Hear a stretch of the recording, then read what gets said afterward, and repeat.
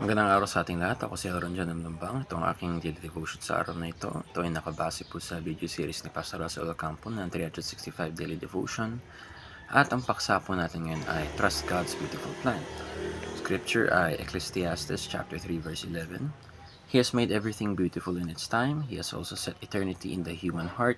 Yet no one can fathom what God has done from beginning to end. Okay.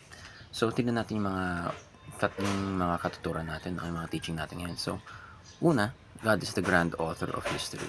So, kailangan natin alahanin na ang Diyos ang may akda talaga ng kabuuan ng history ng humanity.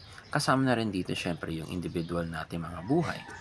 So, siya ang magsasabi rin kung kailan nagiging maganda ito, kailan ito nagdadaanan ng mga paghihirap, kailan ito nagkakaroon ng mga pagkakataon na challenges siguro. At sa ganun, siya rin ang nagsasabi kung kailan nagiging maganda ang buhay o panahon na mararanasan ng tao na to, o ng kasaysayan o ng history or ng lipunan, no?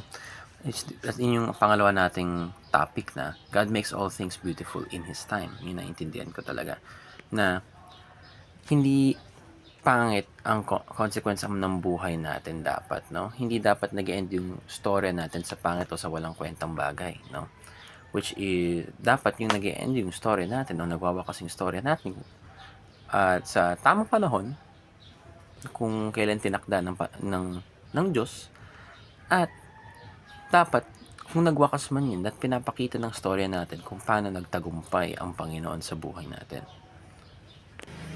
At kung sakali nakikita natin sa ating hinaharap o sa panahon ngayon o yung nararanasan natin sa ngayon na buhay ay parang madilim, hindi masyadong siguro nawawalan ng sense yung mundo, parang lagi na lang masama yung nangyari sa'yo, alahanin natin na wag natin ihingi muli ang buhay na binigay natin sa Panginoon, no?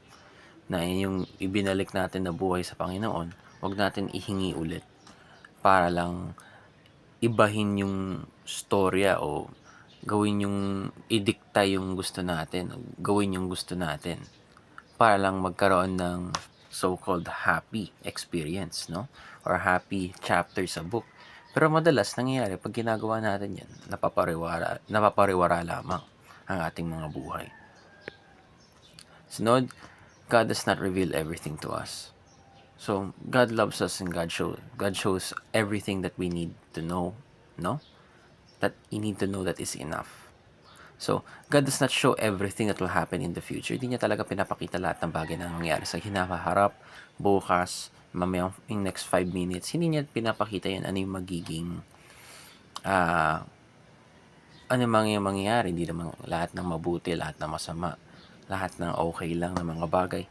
Hindi niya pinapakita yun, no? God does not owe us an explanation. God does not owe us a full overview siguro na mangyayari sa hinaharap ng pang-individual natin mga buhay.